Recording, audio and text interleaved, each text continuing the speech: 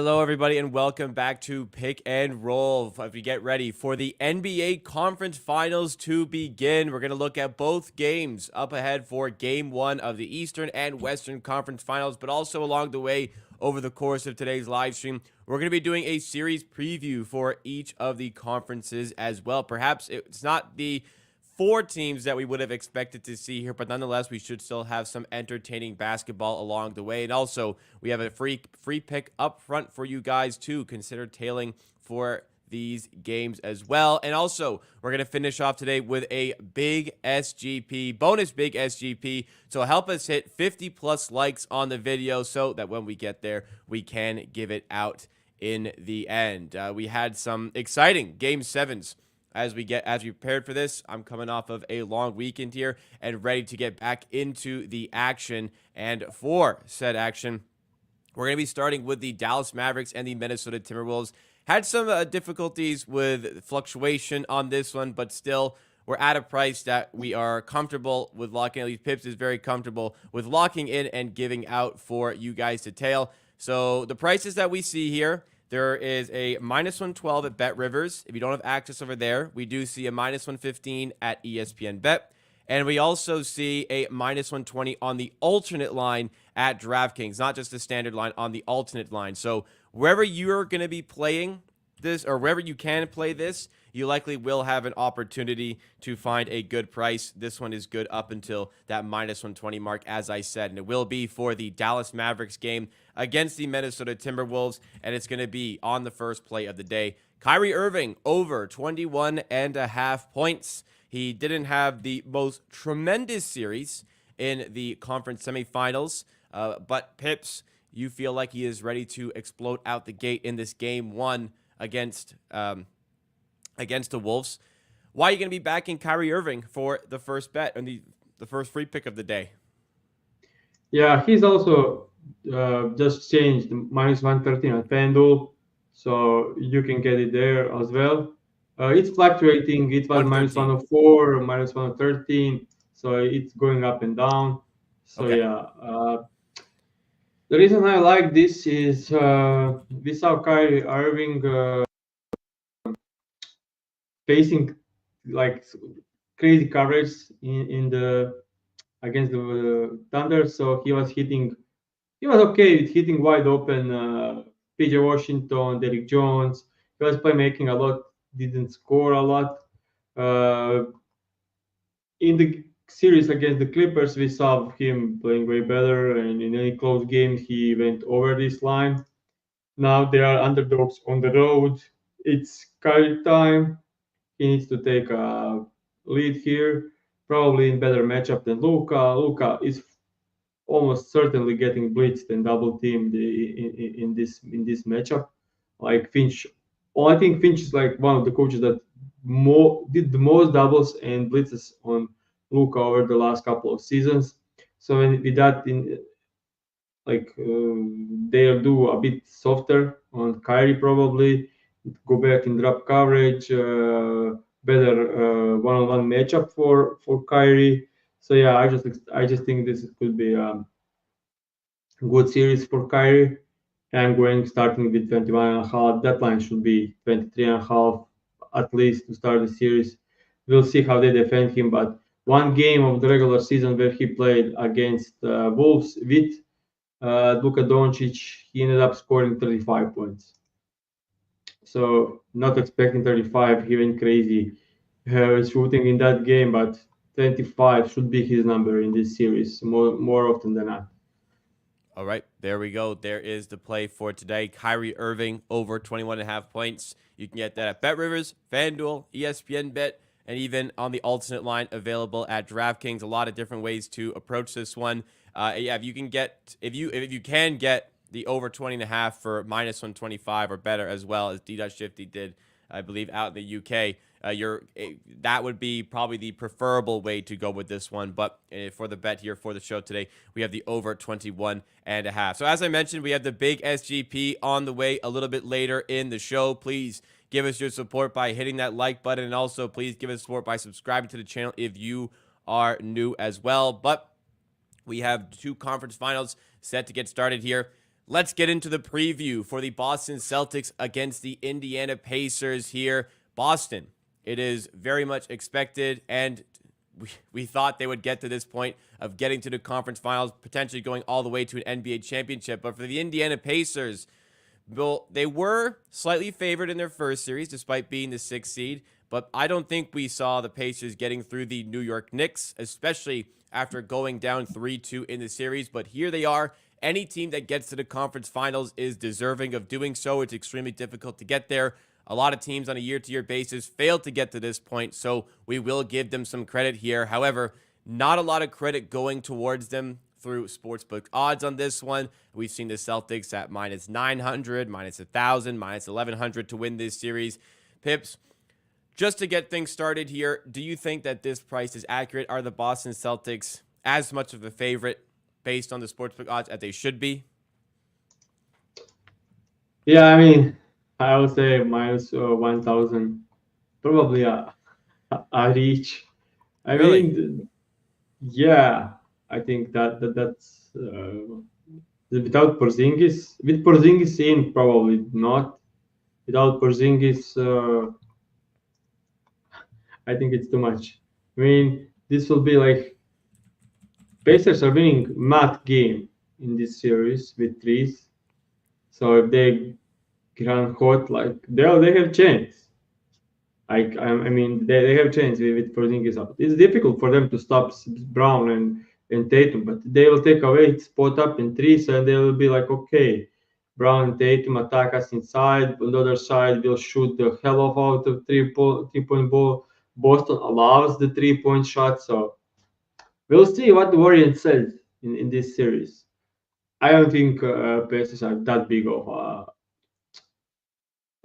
like underdog. Said the same thing against the Knicks. Wasn't that crazy of a line, but said the same thing against the Knicks. Of course, people will say, "Oh yeah, but Knicks got injured." Yeah, that was part of my analysis in the series. Thibodeau tips running them to the ground. Exactly what happened. Game seven, their legs were not there. Like they were completely out of it. They couldn't get a stop at all. And Pacers, like they I, are not a I great mean, team. look, in fairness to the Knicks, the Pacers shot the hell out of the ball in Game 7. It was one of the most True, efficient games ever, which they true. needed to win that But game. the looks inside were all great looks. Like they had scored so many easy baskets in that game. Like yeah, it's an outlier, but not that. When you look at quality of the shots, they were getting it. So I'll say Boston, of course, for a reason, big favorite.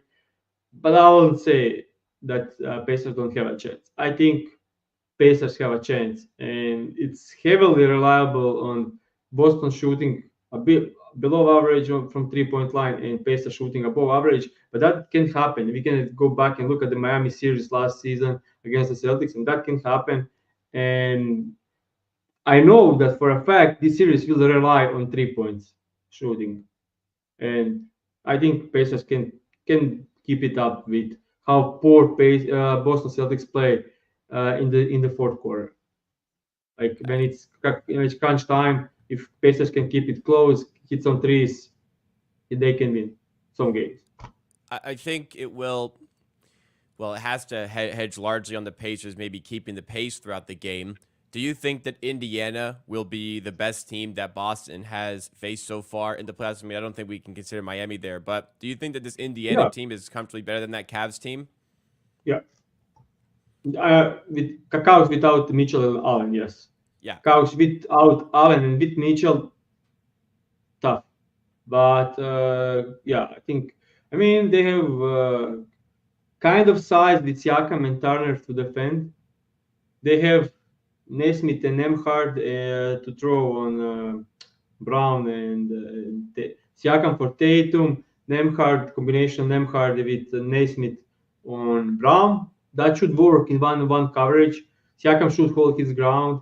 Nesmith should for sure hold his ground and get them to make tough shots. Another side, everyone on this Pacers team can shoot. So it will be like big shooting variants, and we'll see how it goes.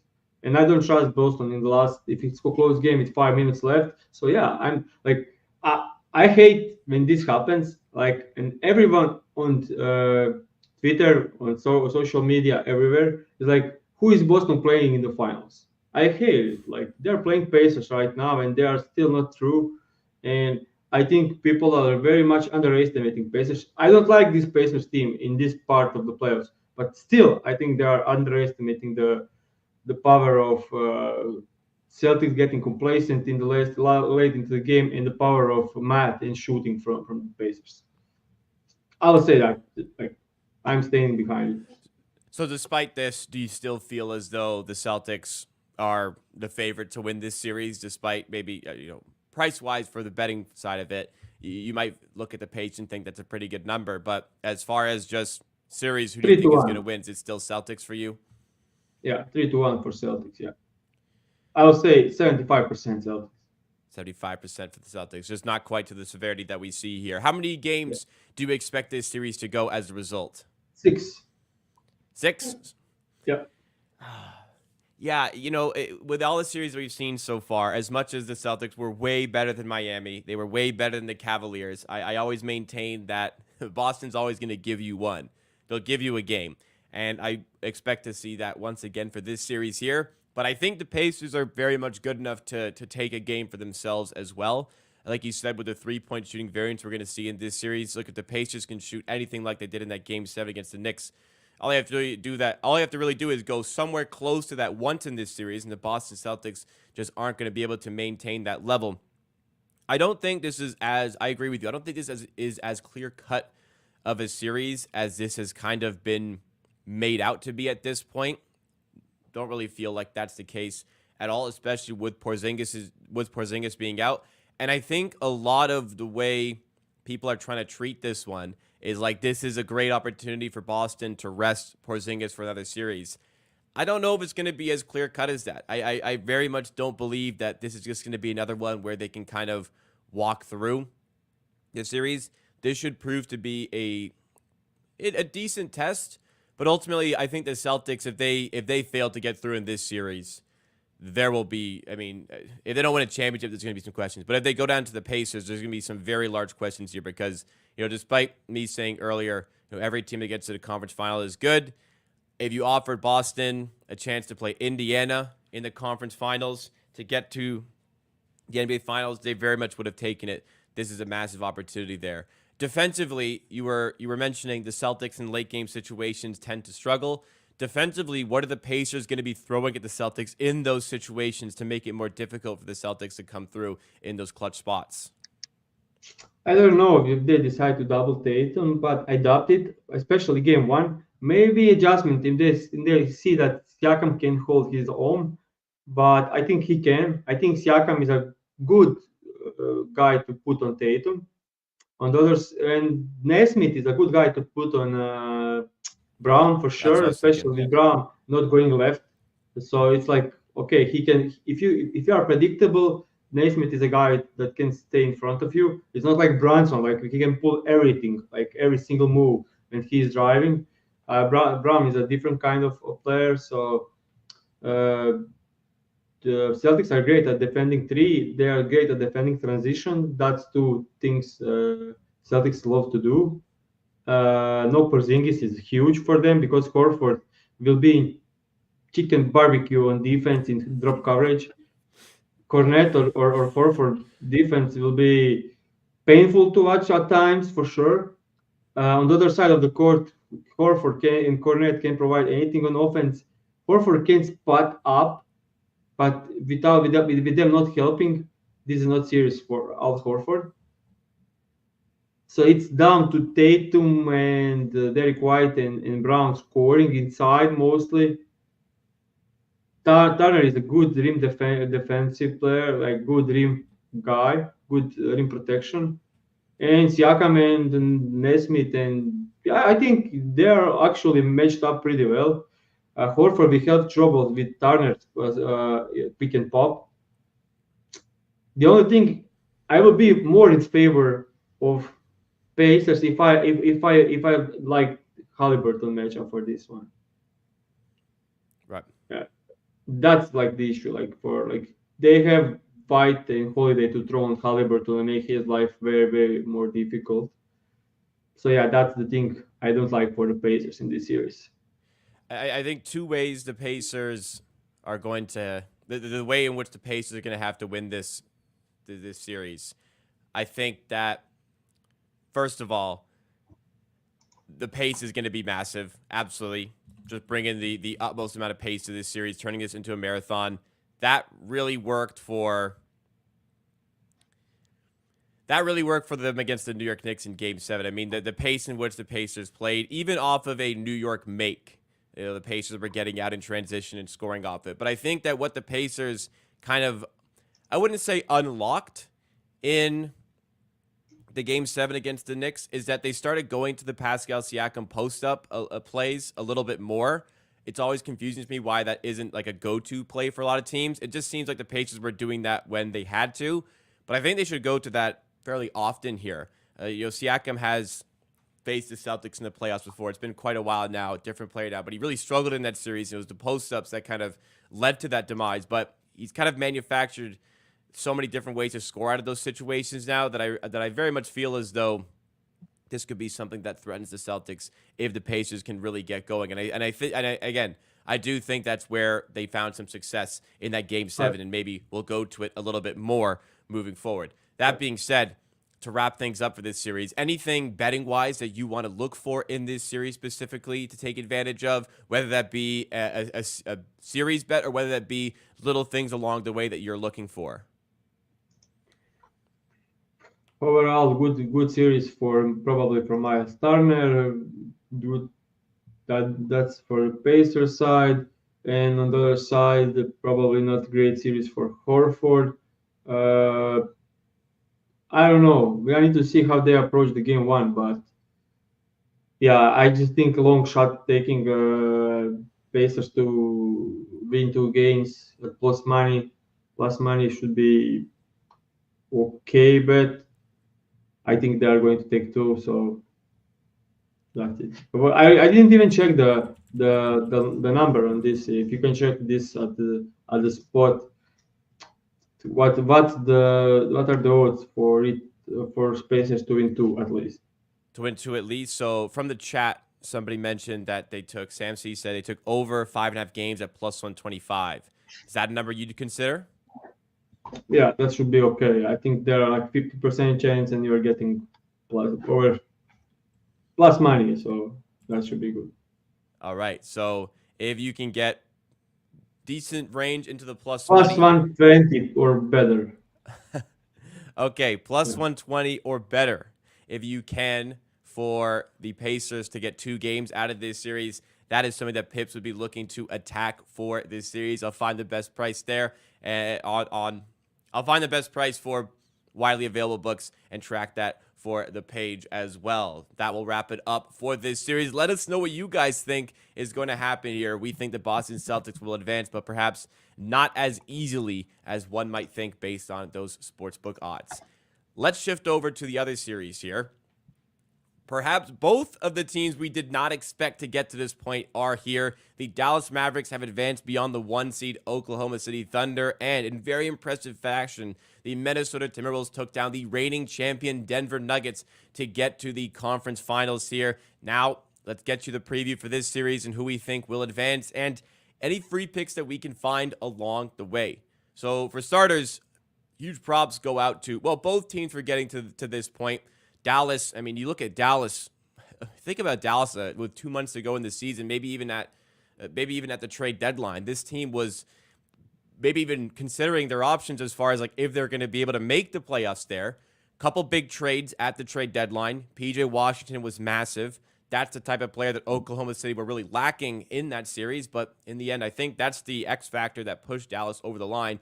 On the Timberwolves side of things, it could not have been more difficult playing against the reigning champion Denver Nuggets, playing in Denver as well for that Game 7, coming back in incredible fashion in the second half / fourth quarter.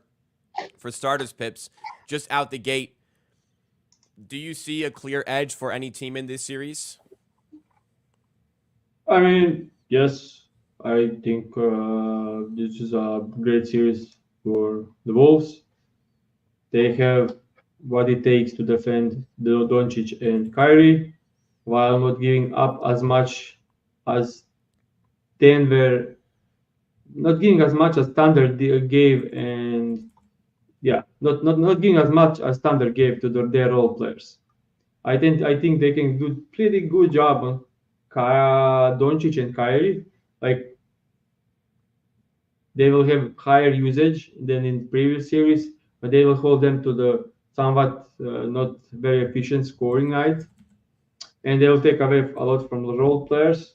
So yeah, I think this is a good series for Wolves. They have McDaniels to throw on Luka Doncic for the entire game. They have Edwards some minutes, and then Nickel Alexander Walker to throw on Kyrie Irving.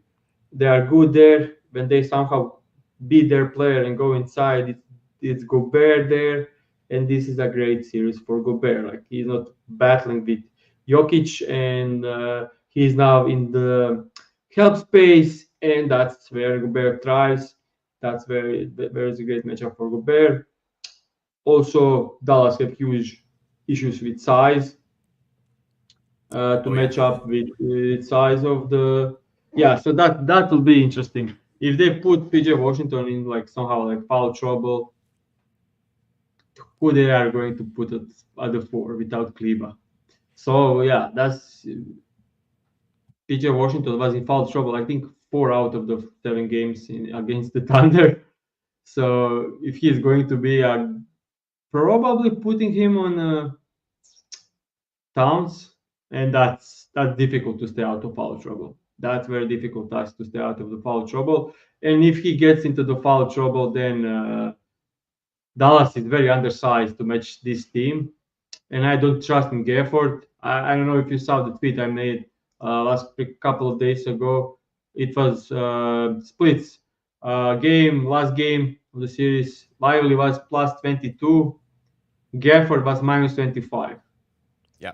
Every previous game of the series, it was Gafford minus 20, Lively plus 16, plus 18, plus 20. I don't Yeah, trust Gafford. yeah. In the series, Lively was plus 71. In the series, Daniel Gafford, as I have here, was minus 58. So yeah, it's And, gonna and be Lively played less minutes. yeah, it's gonna be tough for Almost the equally Mavericks split, to find a but way to play him in this series. yeah. So yeah, just can't really see that happening there. I just don't know how you can play Gafford too much in this series, especially against the size. As They, far they, as they must play. They must play him. Like they need to have Gafford or Lively at 48 minutes against this team, and yeah, and PJ Washington probably for like 42 minutes. And in the 6 minutes when they don't have PJ Washington at 4, and other teams has Nas Reed and Towns or Nas Reed and Gobert. Good luck, man. Yeah, it will be difficult. I think Wolves have an edge here on the size, on the matchups, on defense, on other side probably like it's Kyrie and Luka, and they can always put some crazy performances, but I mean, everything's saying Wolves in this series. they're going to be hounded all series. I mean, you can clearly see the matchups that are going to be thrown Luka Doncic and Kyrie Irving's way. Luka can still produce, Kyrie Irving can still produce, but that's going to be incredibly difficult to do over the course of the entire series.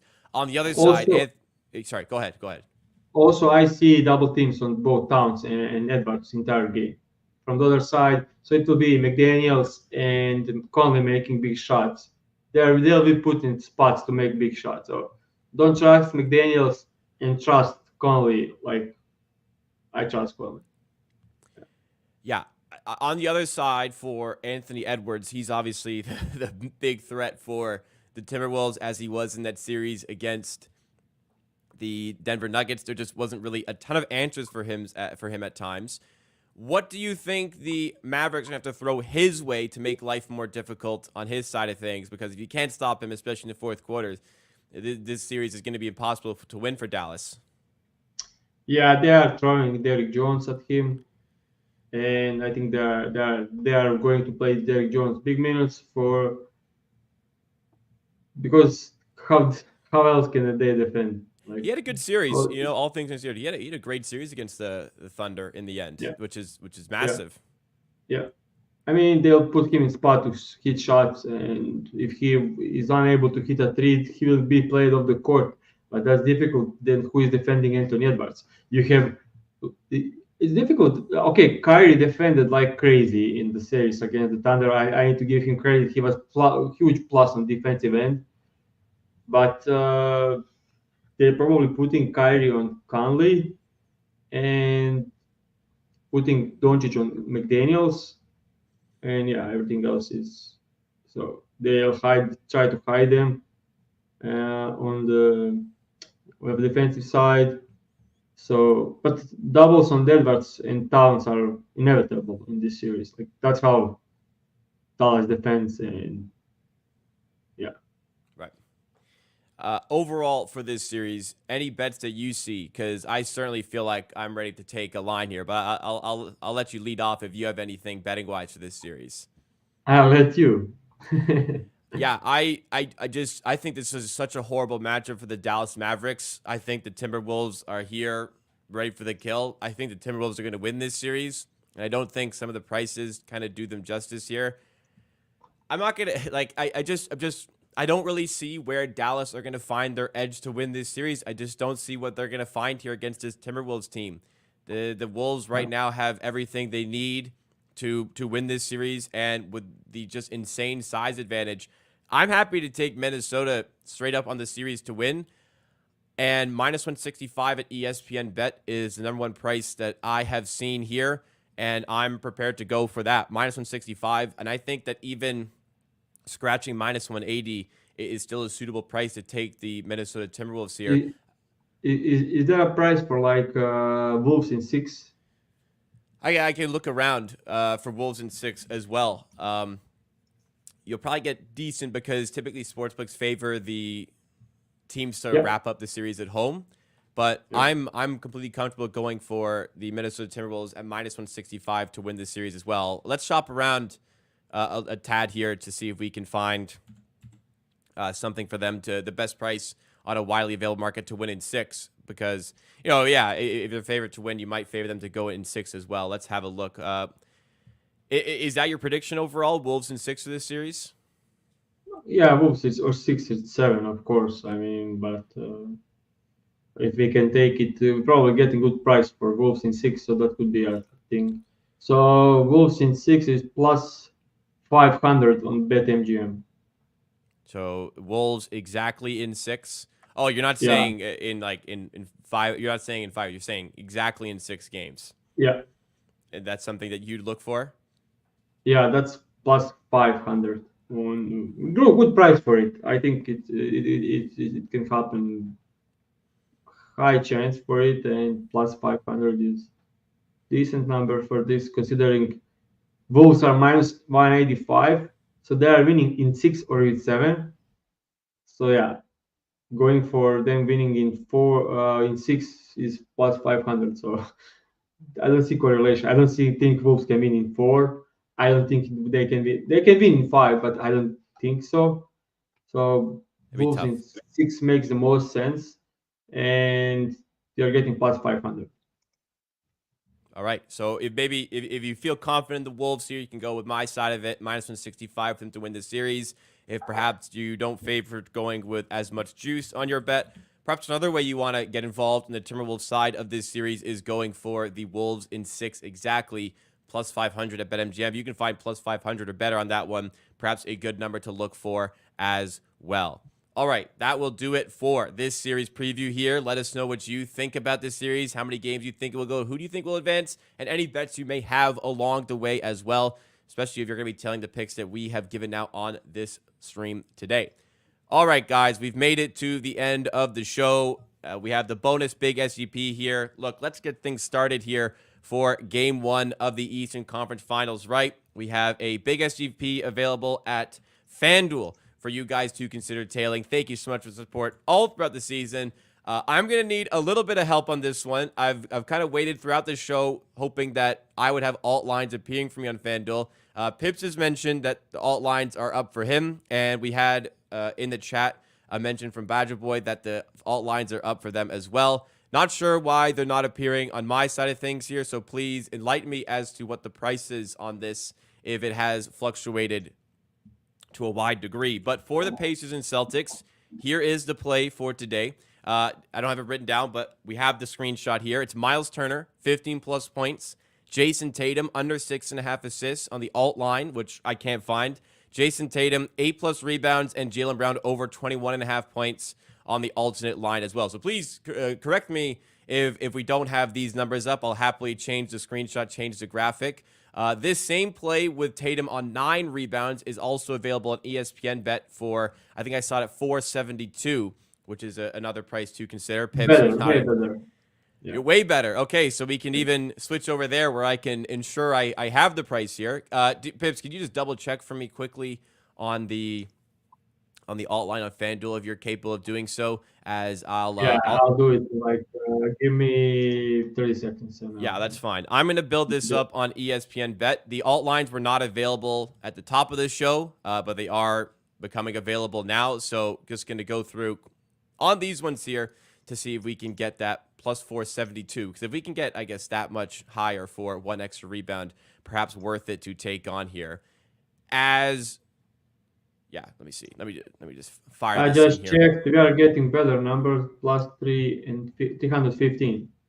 315 for the same bet at FanDuel. But if we can get the same play with Tatum on over 8.5 rebounds rather than 8+, is that something that you'd rather play at 472? Just confirm that we have that here. Like both, but it seems like a bit better price on ESPN. So, all right, let's switch it up. We'll go to ESPN Bet. I'll put this up on the screen here, but we're going to be taking the same play that I just mentioned here. Sorry for the bit of disorganization here, but we're going to be taking the same bet. We're going to be playing it at ESPN Bet instead, and we're going to be getting plus 472 on the odds over there. So again, it's Jaylen Brown over 21.5 points, Miles Turner over 14.5 points, Jason Tatum under 6.5 assists, and over 8.5 rebounds. Let's get your handicap as I build this out on screen here, Pips. Already mentioned for most of it. Miles Turner, this is his series, needs to be very aggressive in drop coverage of Horford and Cornet. He should play huge minutes because they need him to stretch the floor out. They won't help anything on Miles Turner. They will let him shoot mid-range. They will let attack one-on-one. They will let him shoot threes. Pocket pass will be available in pick and rolls with Halliburton. So yeah, this is his series. Second one, Jason Tatum. First game, I doubt they sent help. He averaged less than this in two series against Miami and Cleveland Cavaliers, who did send help. He was under this line in 8 out of 10. Now gets a series where probably won't see help and won't see like double teams and stuff. So like under an assist, he will maybe need to his scoring tonight.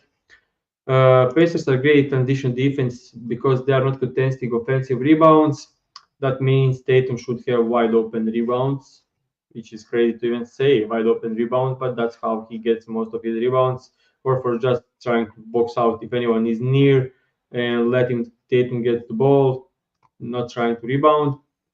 And the last part is Jaylen Brown, single coverage. He's good driver. He's good driver to the rim. He's good scorer inside. If you take a look at even though he played two great teams who defends the paint, like one of Cleveland Cavaliers, one of the best defensive paint defensive teams. Miami Heat, one of the best defensive paint defense. He scored 65% of his points inside the paint. And on the other side, we have Pacers who allow way more points in the paint than Cavaliers and Miami. So this should be his game to just drive and attack with single coverage, one-on-one, and score points inside, getting to the line and stuff. So this is a good matchup for him. So I like this together. Like game one, just the reads combined. All right, there we have it for the bet today. We're going with the 472 at ESPN Bet. If you're actually, I don't know how, but for some reason it has just moved up to 479 as I was entering it there. So even slightly even better right now. If you would rather play with Tatum on 8 rebounds instead of getting 9, so the 8+ line, you can get similar play here at FanDuel as we had initially. It was +3. It's now +315 there. It's the same line everywhere else. It'll be 15+ on Turner, over 21.5 Brown, under 6.5 assists for Tatum, but it'd be 8+ rebounds there. But for one extra rebound, we're going from +315 up to +472. That is the big SGP that we have for Game 1 tonight of the series. So as far as the show for the week here, no need to have a show tomorrow as we've already covered the Dallas Mavericks Game 1. We already have a bet for that Dallas Mavericks Minnesota Timberwolves Game 1 of the series. So likely you'll see us back here on Thursday as we get ready for Game 2 of the Pacers and Celtics series, which would be that day, and also getting ourselves ready for the Timberwolves and Mavericks game, which will be on Friday as well. So keep it locked. Make sure you're following us on Twitter at TheBoardHQ so you have all the updates on when the show is going live and when we have content coming out. Please make sure you drop a like if you enjoyed this one. We had a lot to cover in this one. We had a lot of bets that were given out as well, and subscribe so you know when the content's live. Last Thursday, we also had our watch party for the Nuggets and Timberwolves. That was an awesome watch party. I was there for the whole game. Pips was there for the first quarter, and I'm sure we have some more watch parties on the way throughout the rest of the playoffs. So plenty of content right here on the Board HQ for you to consider and you to enjoy. So get involved with the channel and support our content so we can do even more of it. Here are the bets for today. We have the Dallas Mavericks and Minnesota Timberwolves Game 1, as I mentioned. It's going to be Kyrie Irving over 21.5 points as the bet. That was -112 at BetRivers, -113 at FanDuel, -115 at ESPN Bet, and -120 on the alt line at DraftKings. Plenty of spots to get this one. The big SGP, which we just went through, was +472 for Jaylen Brown over 21.5 points, Miles Turner over 14.5 points, Jason Tatum under 6.5 assists, and over 8.5 rebounds. As far as series bets that we had, well, first of all, I am very happy to take the Minnesota Timberwolves at -165 to win the series. That was available at ESPN Bet. Pips was looking for, it was +130 to find the, what was the bet again? I'm blanking. What did you have for the Pacers? It was +2.5 for the Pacers on the spread in this series. Yeah. So to get to at least 6 games, that was +130 at DraftKings. Shout out to Alan for finding that one for us on the best price. And you were hoping for a 6 games exactly for the Timberwolves to take down the Mavericks, which was +500 at BetMGM. That's what you were looking for. And if you get 500 or better, if you shop around for that one, please feel free to go and take that one. So lots of bets, lots of stuff given out. Again, hit that like button before you go, and we'll see you next time on Pick and Roll for some more NBA playoff betting content.